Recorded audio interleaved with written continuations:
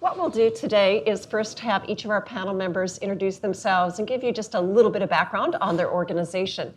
I'll then cover a few questions that I think will be of general interest to the audience. Then I'll turn to you to see if you have questions, so please keep track of those. If we're a little low on questions, then we'll go back to some of the prepared ones. So let's get started, and Leslie, I'm going to have you start. I'm Leslie Anderson, and I'm the CEO of the Bank of Bennington.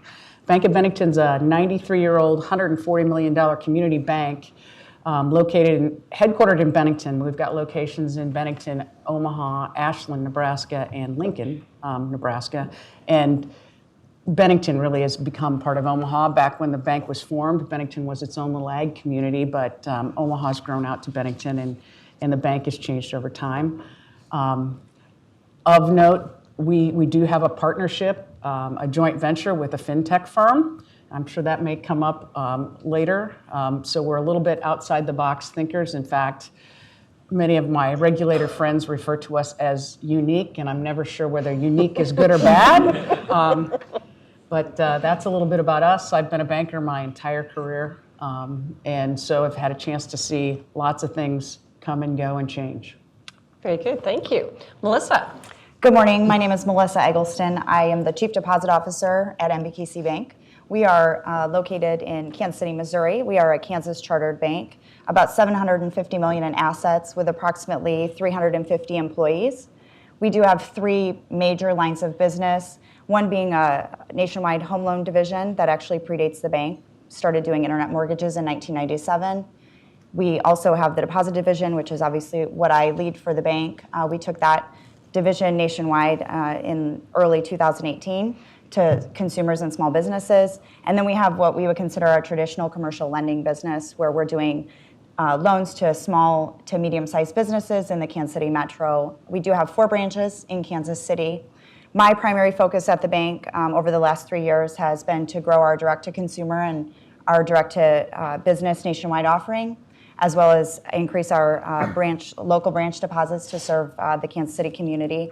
And then I'm very, very active in our fintech relationships and partnerships, in which we have 15 of those live today, primarily driving business on the deposit side of the house. Glad to be here. Okay, and I mentioned yesterday that my son, the millennial, found his mortgage online, and yes, it was NBKC, was the lenders, so we had a little bit of connection there. Mm-hmm. Okay, Huntley. Sure, Huntley Garriott, President, Live Oak Bank.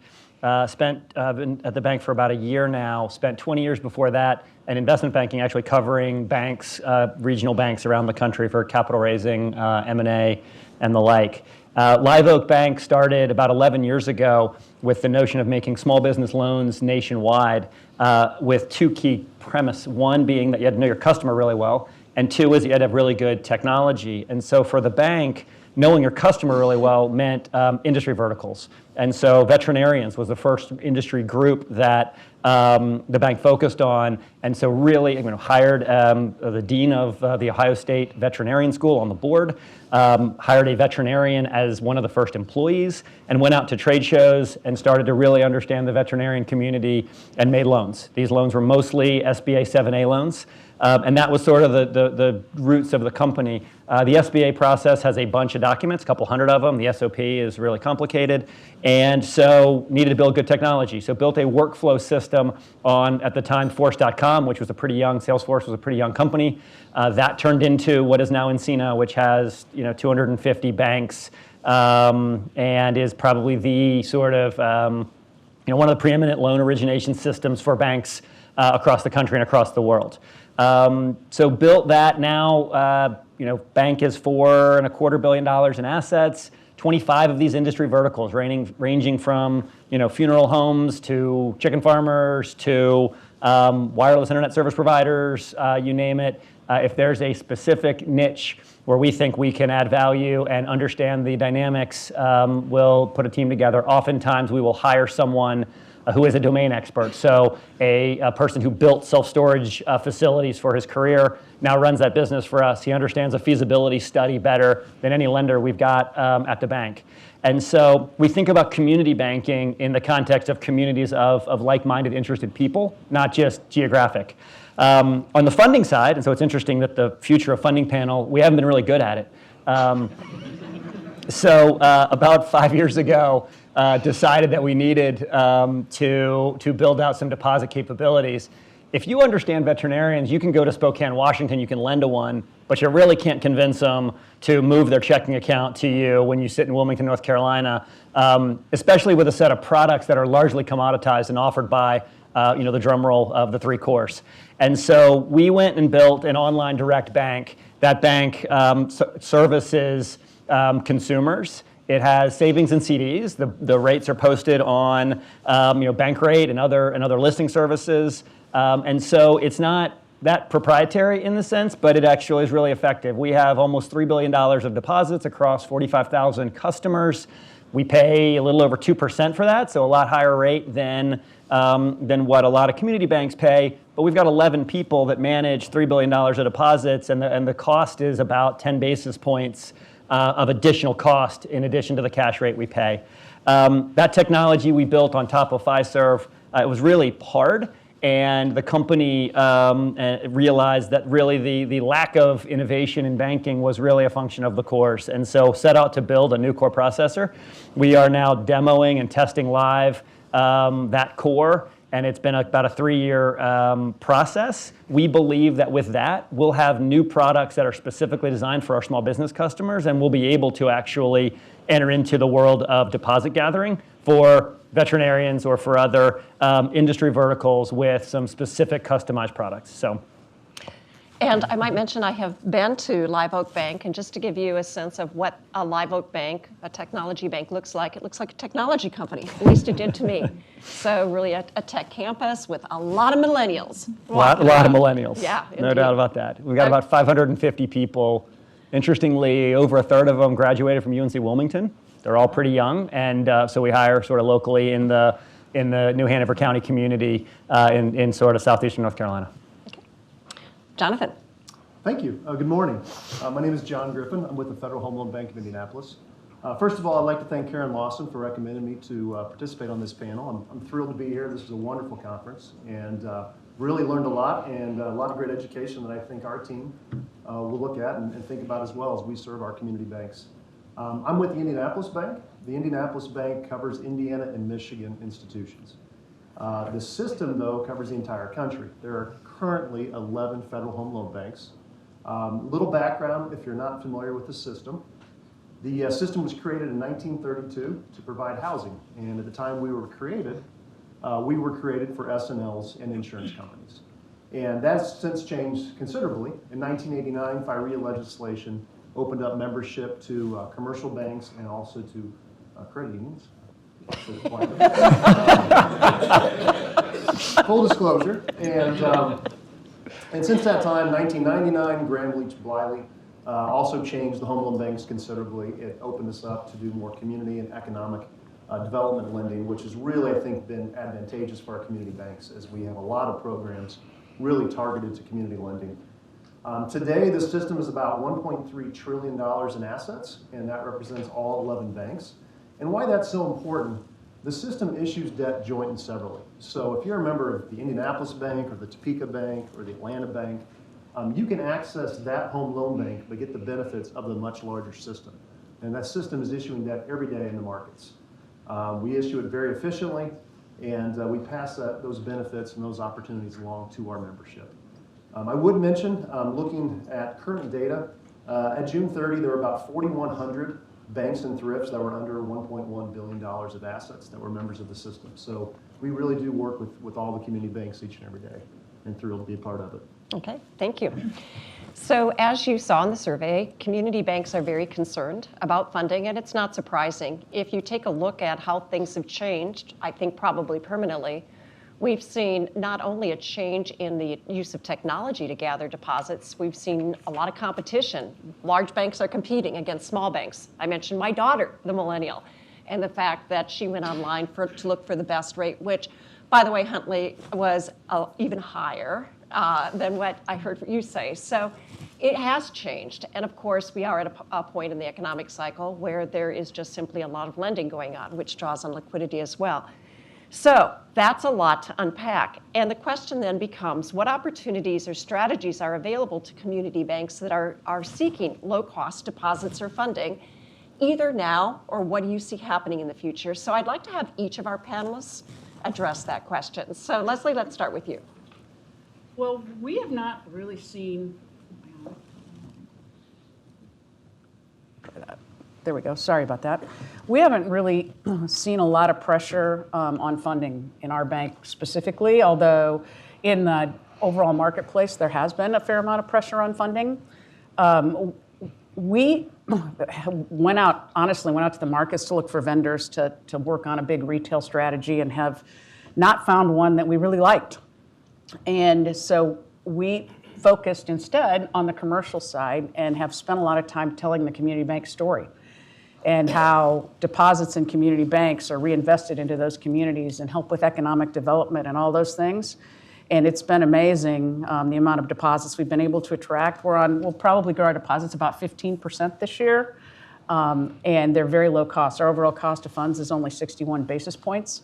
So they're very low cost deposits. They've helped us a bunch. Now, all that being said, I think every community bank is going to have to figure out a way to have online account opening. And a lot of us, especially smaller, are really nervous about that. But we're going to have to go, and what you're going to have to do is not talk to your risk department about it until you've got it figured out. And then go back and tell them how you're going to do it, because that's the only way we're going to be able to compete go forward. Because the next generation wants, yes, I still think they want to talk to a banker, but they also want the convenience of being able to open that account online. They want to be able to do it in 4 minutes or less, which if anybody walks into a branch today and open up a deposit account, they understand that it takes way longer than 4 minutes for us to walk through all the steps that we need to walk through. So we've got to get that figured out and streamlined, or we're going to continue to lose deposits to non-banks and others out there. Yeah, and that's a great point. I think from the standpoint of bankers, what I hear most often is it's the demand deposit, because the likelihood of fraud is higher in that particular account. So how do you bring the technologies together to control for the fraud and still remain very attractive to that customer for the user experience that type of customer wants? Okay, Melissa, what about you? You've got a different style organization. How do you think about funding? We do. So our model is fairly unique. As I mentioned, we've been doing internet mortgages since 1997. That actually predates the bank. This year we'll generate about $4 billion in residential online mortgages. Some of those are held on our balance sheet, but most of them we do sell on the secondary market. So that creates some real challenges for us from a funding perspective. Prior to me joining the bank, we would typically fund our balance sheet with all the things that you would expect a traditional community bank to do, post high CD rates, high local money market rates, generally do some type of CD rate line, and then obviously borrowings as well. And so we decided that it was really important for us to take our business to a nationwide offering, mostly because the Kansas City market is pretty saturated from a bank perspective. There are a lot of banks there, a lot of really long stronghold banks who have branches on every corner. And as I mentioned, we have 4 locations, so you're not going to drive by us and see us and think of us all the time. And so we set out to do exactly that, open accounts online, 5 minutes or less for a consumer.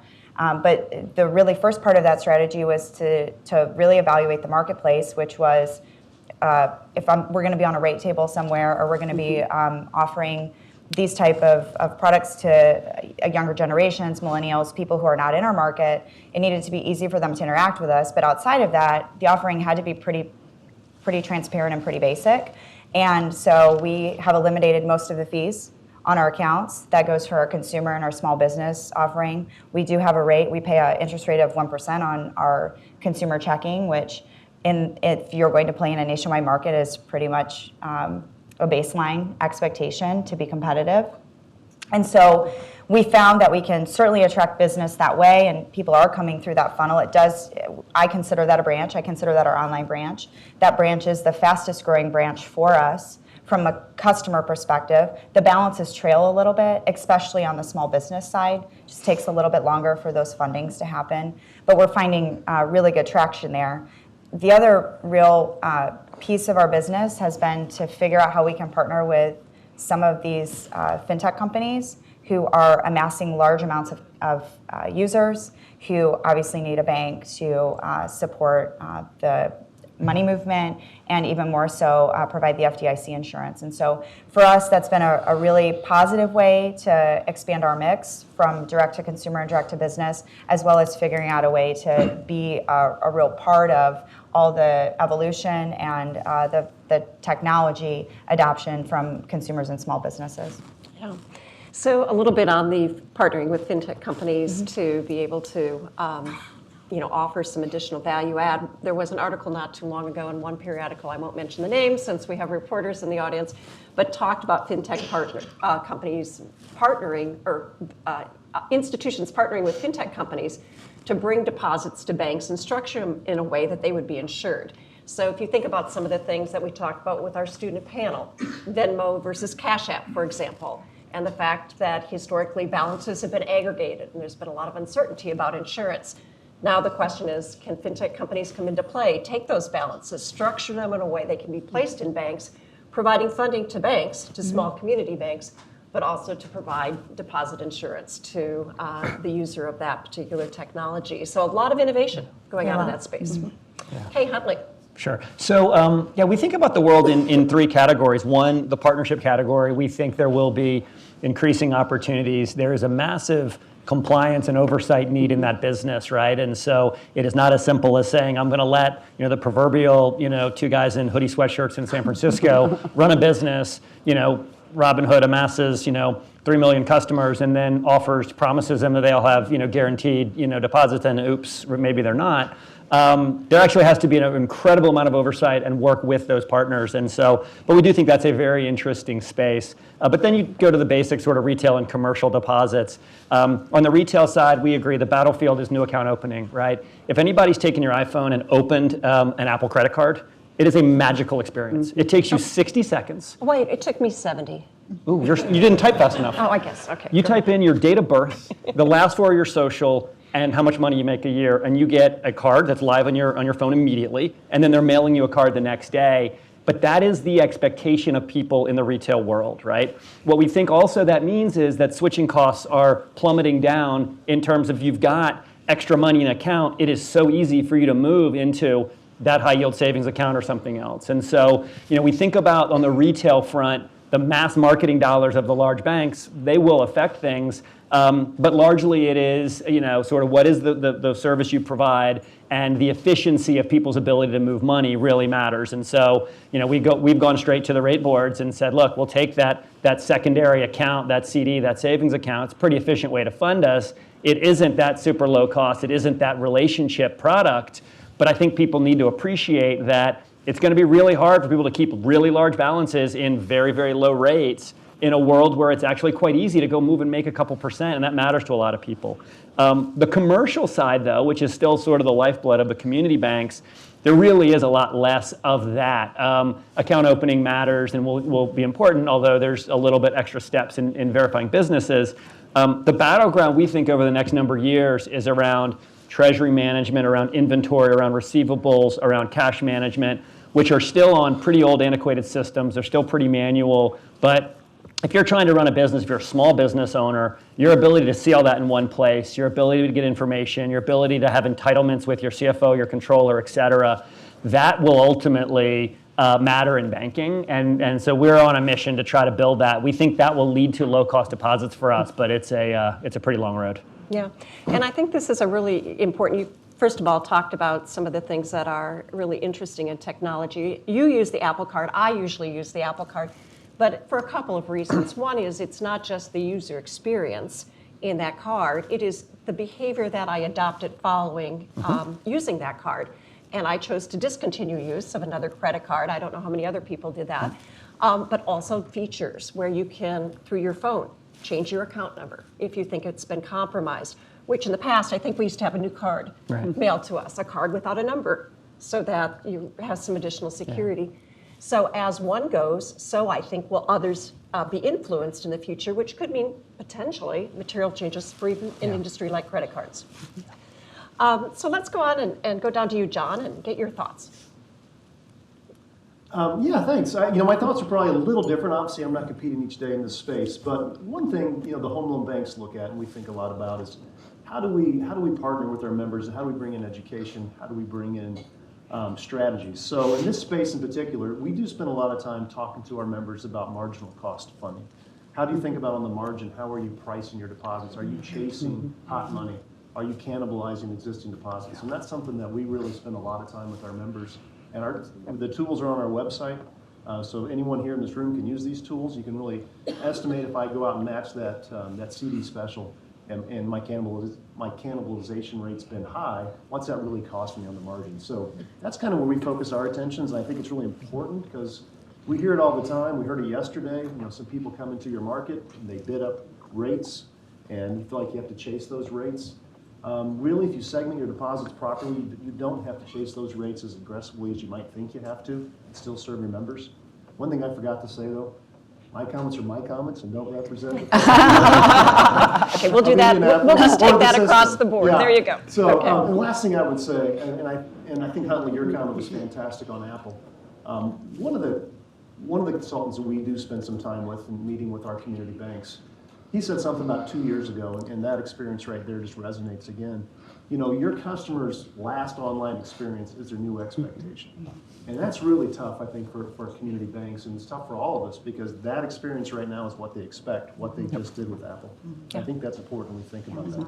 Yeah. Okay, let me throw out the next question to John, to you, and to Leslie, and that is, we've, as regulators, had this term core deposit for a long period of time. In fact, there are laws built around some of that definition. Not too long ago, and this is really the geek in me, I was reading through the Fed's commercial bank exam manual on the sensitivity component of the Canvas rating, and I saw how we talked about core deposits being stable and low cost, and what is a core deposit in the future? How do we define what a core deposit really is? So John, any thoughts on that? Wow. Yeah, they're starting to really blur, and I guess the mindset that a core deposit is sticky and steady is starting to change as well. I always have a perspective of wholesale. It's hard for me to, quite frankly, Julie, to not think about that. And I think we all have to recognize, though, that core deposits are blending with other online deposit gathering, and how we think about defining that is really important. I think part of the same question is around the stigma of brokered. One thing I'd mention, when you think about broker deposits, think about the call feature. If you're going to try to issue some longer term deposits and you don't want to put that call feature on your customer and your market, put it on the broker deposit or put it on the Home Loan Bank Advance. We very efficiently sell call features to our members. So if you're putting some term funding on because you think you have that need, or perhaps the assets prepay faster or rates fall and you want to get out of those liabilities, I think those callable features are really an efficient way to do that, either through broker deposits or through the Home Loan Bank in Indianapolis or another Home Loan Bank. No marketing there. They're out there, we're all out there. But so I guess I'm not sure to directly answer your question, but that's one of the things that I think that is important because that stigma is changing as those lines blur. Okay, Leslie? Yeah, those lines really are blurring and blurring quickly, and I think we all need to think about what a core deposit really is, or maybe what a stable source of funding really is. And I'm not here to give a commercial for the Federal Home Loan Bank, but as long as you've got collateral in place for your line of credit, you can borrow that money, and you can go back to the Great Recession. I know at least at Topeka, no one had any trouble borrowing against their line if they had collateral in place. And so to me, that's a very, very stable source of funding, particularly when the markets might be a little crazy, and in order to raise core deposits, it would be extremely expensive. So I think we just need to kind of look at that definition overall and think long and hard about it. I feel like the definition of core deposit is so far behind where we are now in this world of internet deposits and internet-only banks and all those kinds of things that we really need to work our way through that. Okay. This question I'll throw out to the entire panel. We've talked a little bit over the course of the last day and a half about these digital-only banks or internet services, the ones my daughter goes to put her savings in. As you think about those digital-only banks, what does that mean in terms of the business model of banking and also its relationship to the community? So let me go ahead, Huntley, and start with you. Great. So Look, I mean, I said this in the opening. I think there is a blurring definition of community, right? And people who are on social media and they relate to like groups of people as much as they relate to people in their local geographic community. And that's a technology breaking down barriers of geography and all the like. So we've thought about that in the way we lend. We'll think about that in the way that we gather deposits as well, that we'll use technology and we'll create communities that don't necessarily have to be within sort of a town limit. The digital-only brands that folks have started, in some ways, we're trying to reconcile an expensive physical distribution system with a desire to pay a competitive rate from others who don't have that.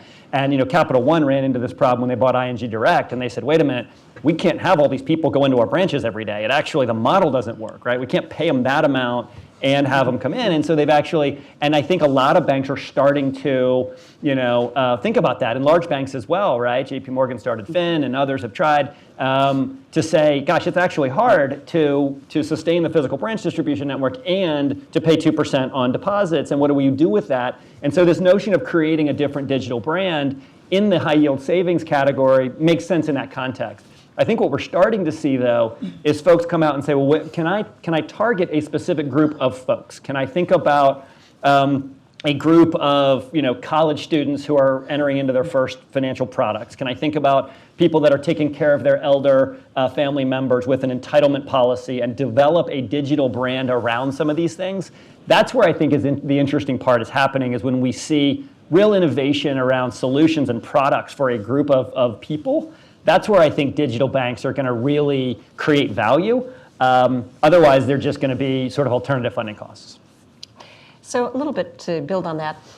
So like if you think about more and more banks getting into this digital space, how big is that market? Are we actually going to see some heavier rate competition because of so many entries? Or will it, in your view, just be limited to a certain type of financial institution? It's interesting. We've got, like I said, about 45,000 customers, about $3 billion of deposits. And we feel like we can scale our business by moving 5 or 10 basis points on that board and start to bring in what we need to fund. Goldman Sachs, Marcus has built $50 billion of deposits, and American Express and Synchrony. And I believe that the inflow of new money from people who are sitting with a savings account or a checking account in other banks is the sort of the inflow into that market is actually keeping up or in excess of what new banks are starting. And in the latest Fed movements, we actually saw the leaders on that board drop their rates even ahead of the Fed action. So we've seen pretty rational pricing in that market, despite what you can argue is more people and new entries into the market. Okay. Melissa? Sure.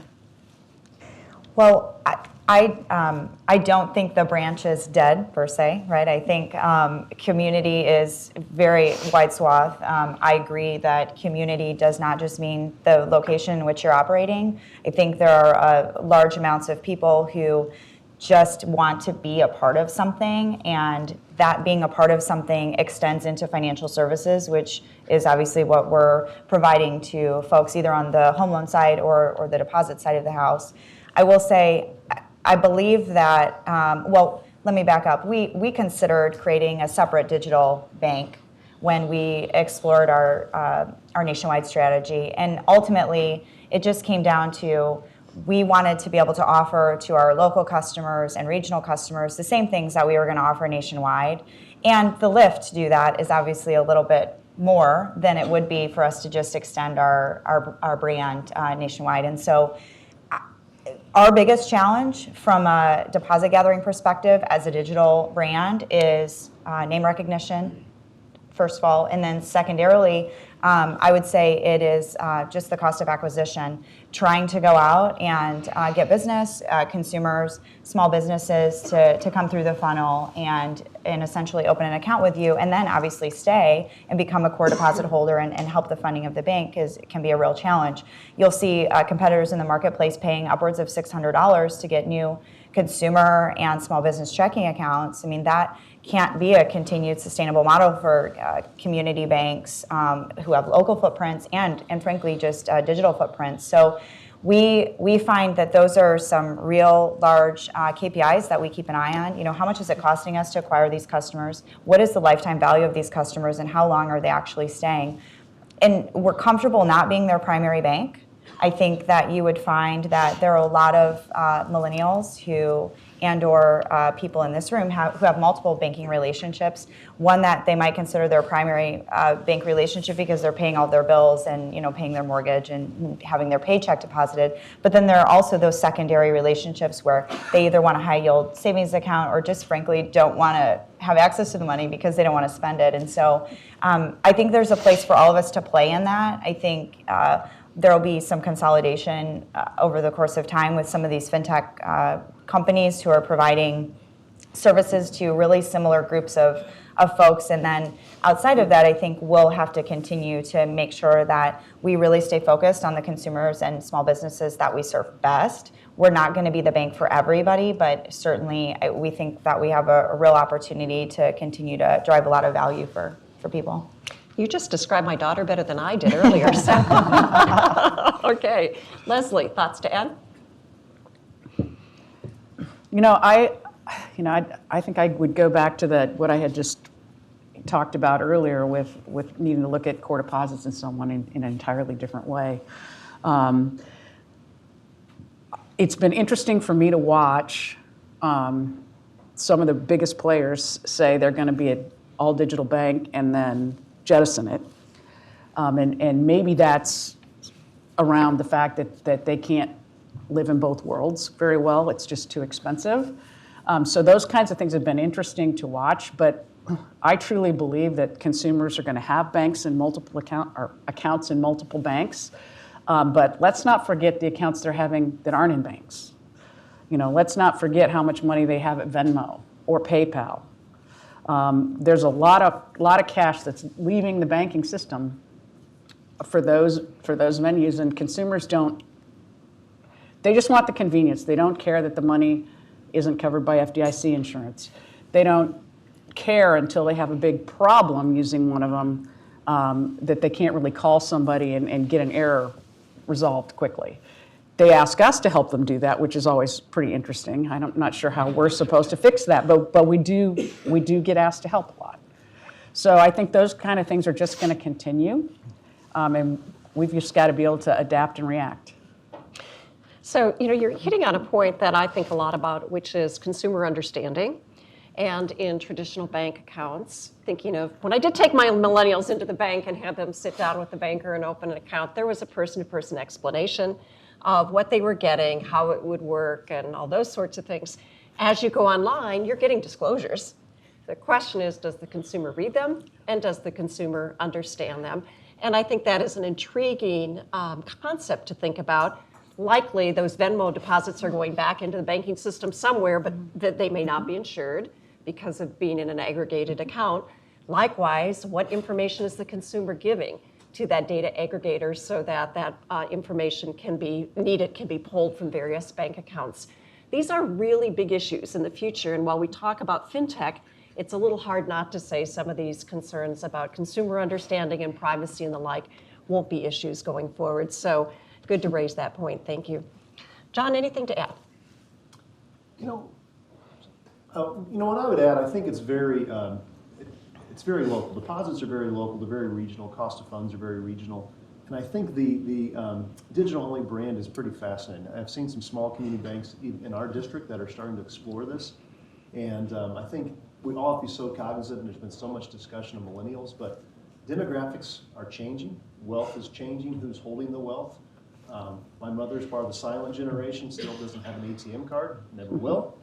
And she has more wealth than I do. But my kid's mindset is completely the opposite. So I think branding and how you brand those online digital banks to gather deposits so you can continue to serve your community, because as individuals leave the community, but there's opportunities to make good loans in the community, it's another way to fund that loan growth. And I think it's something that should really be considered.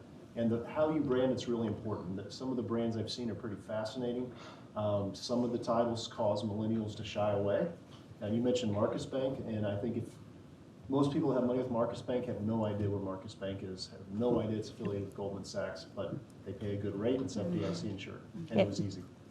So great point. And for those maybe that don't follow that as much, I think probably most, maybe all at this point, of the online banks do carry a different name. The story I've been told by the bankers, you guys can agree or disagree with me, at least for some of those online banks, is they want it to be differentiated from their core bank because it is paying a very high rate, and that may not be the rate that's paid locally. Does that sound fair? Mm-hmm. Yeah, okay. Well, I'd like to turn this discussion just more broadly to technology, but before I do, let me see if there are any audience questions. Oh my gosh, I don't know where to start. Okay, let's start here with you, Jim. The idea for community banks is always that sort of the core deposits were the source of franchise value. And of course, if you're paying up for more core deposits, it has a high marginal cost. So how do you sort of trade off this long run idea of franchise value for your bank versus going online to get additional deposits? Maybe some reactions for that. Well, I agree with you that's really been part of franchise value. And in fact, if you look at transactions now where banks are being bought and sold, the ones that are more liquid are selling at higher premiums. So that's still there for everybody looking for liquidity, but I think over time that's just going to change. I think just because I think the way we fund our balance sheets is going to change dramatically over time. It just has to, because we're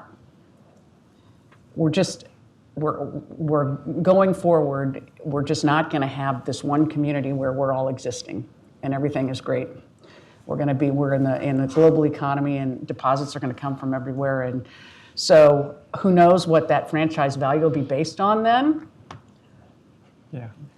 Look, I'm a huge optimist of community banks, right? And I say that because I do think that the local knowledge and that touch really matters. I think that with a leveling of the playing field of technology, which we're working on, others are working on, to say that if you're a community bank and you can provide the same level of service, people are going to want to do business with you versus Bank of America, right? The evil empire of whatever, right?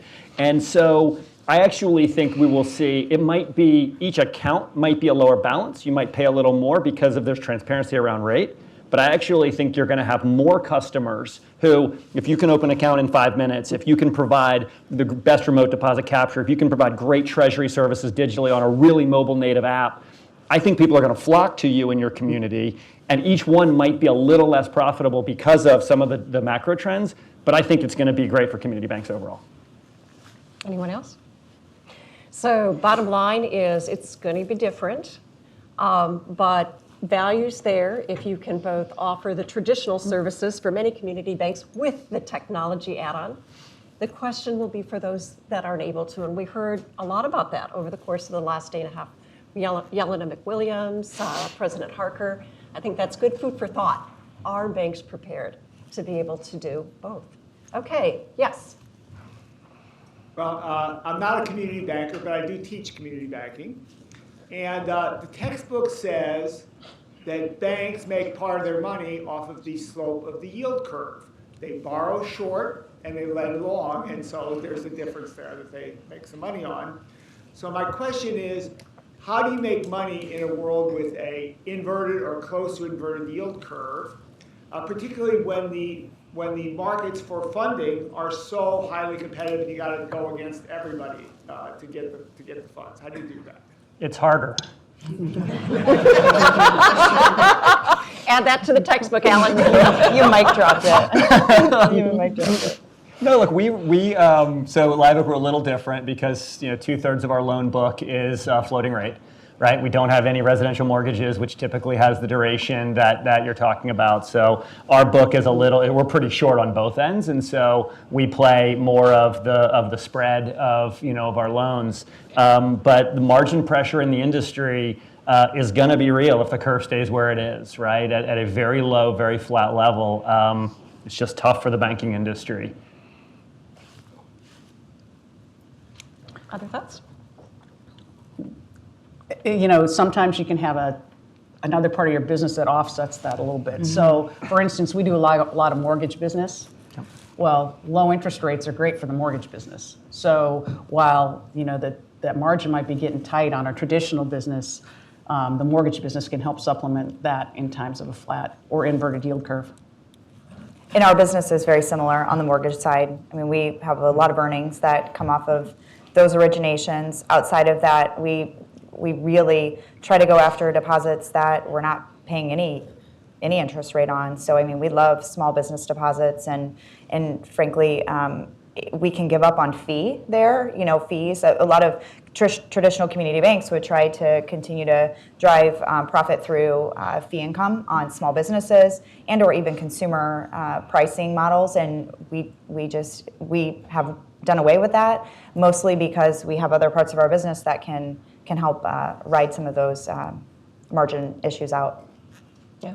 So Alan, unfortunately, the textbook is probably mostly right for today, but it's changing, so you really may have to rewrite that textbook 10 years down the road. Sorry about that. Let's take one more question right there, Mike Johnson. Yeah. Thanks very much for the panel. Mike Johnson, Federal Reserve Bank of Atlanta. So I've always kind of grown up believing that you can take risk on the asset side of the balance sheet, you can take risk on the liability side, but taking risk on both sides at the same time is a recipe for disaster. I'm not sure if you believe this or not, so I want to test this assumption. The future direction and changes that you're talking about, is that, in your view, adding risk on the liability side from a more historical position? And then if so, how are you translating that into your discussions and thinking on the asset side? Yeah, I'll jump in and start. I think of what's going on the liability side, in our view, to be an increase in beta, if you want to use that word, or just actually they're just shorter duration liabilities, is the way I think about it. And so I put that into the broad sense of interest rate risk management, that if you had a checking account that you thought was going to pay 0 for 10 years, now you actually ought to rethink what the model says in terms of what that repricing and repayment is going to be. And that gets into liquidity, right? If you're not paying it, are they likely to stay? It gets into how you think about your interest rate risk and shocks and management. And so I think of it in interest rate modeling. I do think, though, we're also getting into a little more around whether it's BSA AML or compliance and things like that with partners, with new account opening, things like that. I think we're introducing operational risk on the deposit side, which is another category to be mindful of. But I think they're both important. Okay. Let me jump in on one thing as well real quickly. One thing I think is important as you think about that mix and the change, and particularly wholesale. Community banks should really have a strategic funding plan. How do they think about how they're going to fund if there's something unexpected, if one of their online deposit gathering tools does change dramatically. And one thing I would recommend is make sure that you really talk to the Home Loan Bank and the Federal Reserve about how do you ensure that you have the right collateral with both of them. Make sure you maximize that dry powder, that emergency liquidity that you might need if something unexpected happens. And I'd also recommend you test it. Test with the Home Loan Bank. It's real easy. I won't speak for the Federal Reserve. It's very easy. It's very easy. Very, very easy. But you'll find that people will set them up. There'll be changes in management. Some things will change, and they'll say, "Oh, I've got a $20 million line." Well, make sure you have that $20 million line, because the home loan banks, in particular, we're there to provide that liquidity same day, no problem. But be sure that you have that prepared. So I think that's a really important piece. Yeah. I'll echo that public service announcement. Okay, I didn't know we were going to get into marketing here, so that's okay. I can go with you toe to toe. In any event. Sparring. I love it. Okay, let's move on. So we've talked over the past day and a half about many changes that are occurring. Today, we're talking more about operational risk and interest rate risk potentially becoming bigger factors in community banking, even though they've always been there, maybe bigger than they've been in the past. We've talked about the competitive landscape. We've talked about credit union competition, credit union acquisition of banks. We've talked about bank mergers. There's a lot happening in the landscape of community banking that might be happening slow enough that we're not really looking ahead far enough to understand what the end game may be. So my question to each of the panelists is, what does that end game look like? What does a bank look like, say, 10 years from now? given the advent of the technology. So who's my brave person to start with that? I'll throw out Farrell's predictions. And they'll be wrong, I'm sure. I think it's really important to differentiate fintech into infrastructure and new products with companies that are competing for customers, whether those are retail customers or business customers. And I think what we'll see, whether it's a Robinhood or a Chime or name your disruptor, there will be convergence in compliance, in regulation. Some of them, Square, SoFi, others have already thought about or are down the path of getting bank charters.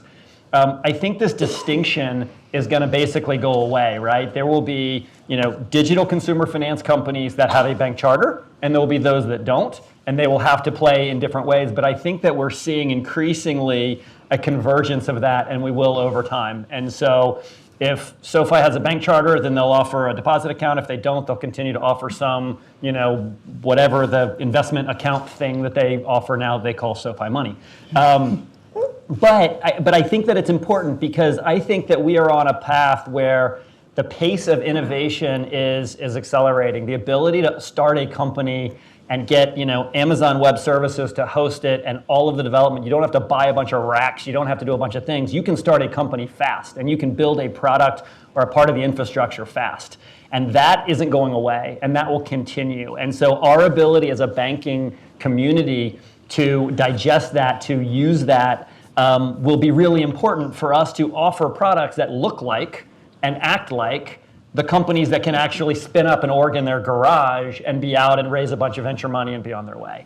And I think to us, the new cores and the ability to have this open API, to be cloud-based, to be nimble is critical in that. But I think over time, what we see on the actual customer side is a convergence of these different business models into things that look similar, whether they're banks or not banks. Yeah, I think if community banks still own the customer, they still own that personal relationship, and I think the technology companies have figured that out. So I think we're going to see more and more partnerships between community banks and fintechs, whether they're joint ventures or whether it's just a product that the community bank buys. Because I think that the fintechs have figured out that that's the only way they can get to that customer. Oh, and P.S. the community banks actually have some capital that they can spend on it. Mm-hmm. There's capital there for us to work with. So I think we're going to see more and more of that. The biggest problem that we have as community banks, I think, is our cores. Especially for those of us that are too small to go build our own. Let me know if you want to sell that. We are. We're taking it to market. That's good. Once it works. Because those non-open APIs that the cores have make life really difficult. I know there's a bunch of folks, a group of banks and bankers that are trying to work with the cores to make them be a little bit more reasonable to work with. We'll see. Honestly, the question I heard earlier, is there anything that the Fed could do to help? If they could put out guidance that doesn't allow banks to sign contracts that are so onerous, that would be really helpful and force the cores to behave, because the cores have sort of gotten inoculated by that little gold star that says they're okay to do business with, and they kind of have really taken advantage of that. So I think our ability to work with the core to do these things is going to be really important, but it's going to look very different. Melissa? Sure. So I might have an unpopular view here, but I'm going to go with it anyways. I believe that banking, long-term, we will be seen as utilities. We will be much like a utility company where people are consuming a service from us. I do think the one positive thing that we have is trust. So that goes back to a conversation about what we mean to the community, whether that be a local area and or a community online. But I think we'll see more of as generations change and their banking habits change, which we're already seeing from millennials to Gen Z and transfers of wealth, people will just interact with banks very differently than they are today. So 10 years from now, I do believe we'll be a provider of service that people expect. It will be much more of the Amazon effect. They get what they want when they want it, on demand. I do not think that everything will go to technology. I believe that people, I think the convergence of people, the human aspect and technology will be really important as we continue to sort of plot out what we're going to look like as community banks. So that might look as if I want to talk to my banker right now on my phone when I want to talk to them at whatever hour of the evening. Sort of like I can order something from Amazon, it'll be on my doorstep tomorrow. It's very similar on demand. Society is where I think we're going, and I think financial services, although we're not there yet and we're not necessarily providing that, some of these fintech companies are doing that. They actually say, if I'm the customer, what do I want as the customer? And so I think the best thing that we can do as community banks, regardless of size, is say, how can we continue to deliver value that the customer wants, not what we think as the bank they want. And so my hope, obviously I've been a community banker for over 16 years, I mean, my hope is that we continue to drive value, and I think that there's real opportunity for us to be trusted leaders and partners. I just think that trust will look very different in the future than it does today. Okay. So we are unfortunately winding down. I think you're getting some futurists here, even though we probably hadn't thought of it that way. But one of the things that we just talked about, and I will sort of end it on this, if we have time, we'll take some questions, but one of the things that you talked about were the core processors and the agility of being able to make the adjustments needed to offer these services. We also talked a little bit about the fact that some of these firms might not be around, and you don't want to put a product out to your customer that's not going to be a sustainable product. So what are the other options to be able to support community banks in ensuring that they, as much as possible, are making the most cost-efficient fintech investments? Any ideas? Well, I'll speak to it from our strategic perspective. We've always approached it, build it, buy it, or partner. And so we have a development team of about 15 in-house that do focus on building things that are going to drive value for our customers, but we don't stray far from our core business model, which is if it's not going to provide value with our home loan group, our deposit group, or our commercial lending team, we try not to chase squirrels, if you will. So at that point, it just has to make sense, and it has to be a real value add. Outside of that, we have to be profitable in doing so. We're not going to make investments and or spend a lot of time on something that doesn't really provide value to our shareholders and or our customers. But we raise our hand a lot with our core, with other potential partners, and say, let us be a beta, let us test this, let us see if this works. And frankly, I think that's been a lot of our success on our mortgage business, as well as we'll continue to be on the deposit side of the house as well. Yeah. Melissa and I are guinea pigs. We, a number of years ago, seeded capital into this new core, and Frank and Mike Sanchez, who built Sanchez Computing, sold it to FIS, we're very senior at FIS, are building a new core, and we are every day helping to develop it. We own 20% of the company. We really believe that will be a meaningful answer for the banking community, and there are others who are trying to do that, but if you have something that is lower cost, that is more flexible, where you own your own data, and you have no long-term contract, it seems like a pretty decent bill of rights to start having a conversation around where we're going as an industry. And we start with that premise, and over the course of the next year, we will, touch wood, have converted our deposits and our loans onto Finxact from Fiserv, and we're really excited about it. And I think that then we can say, okay, how do we take that out to the industry? How do we provide the services? Because it's hard. Right? We've been working for 3 years at it, and we've got a team of developers, and we've got a bunch of folks that, purportedly know what they're doing. I'm not a technologist, so I just trust them. But once we're up and running, the next step is to figure out how do we actually help deliver this to the industry to help folks that want to be on that journey with us. So Huntley, do you see more banks partnering to really look at these fintech companies, both from the standpoint of creating them, but also the investing in them? Yeah, so partnerships can take lots and lots of forms, right? Where you can invest in them, you can white label things, you can sit in the background and be a utility product for some of them. There's all sorts of ways you can provide funding to them. There's a bunch of ways. We are in the process of putting together a group of banks, not dissimilar to what Juliana's doing, to look at things on the same basis, to say, look, if 30 of us get together and we really like something, Doesn't that feel like a pretty interesting way? And isn't that fintech company more likely to do business with us as a collaborative group than any one of us can do when we're out chasing it on our own? So there's just a lot of different models that I think are continuing to evolve. Yeah. And I'm glad you mentioned that, because that's where I see the promise. The industry is actually quite adaptive. And the idea being that through banking associations or through coalitions, banks are coming together to say, we have a problem to solve collectively, and we can achieve some scale economies by doing it together. Well, right now, those may be a little bit early stages, but I would expect we're going to see more and more of these. And that's what gives me hope about the industry, both its viability. I think that we will still have very traditional community banks. I call them the Ace Hardwares of their communities. And we're going to have these very full service, complete, more aggressive banking organizations. They might be somewhat larger than a community bank was, say, even 5 years ago. But they will be also responsive to the needs of customers. And then, of course, we'll have bird and hand banks that are very niche and very important for the particular customer they serve. The point is, banking, community banking, in my view, will be alive and well into the future. So let's give our panel a round of applause.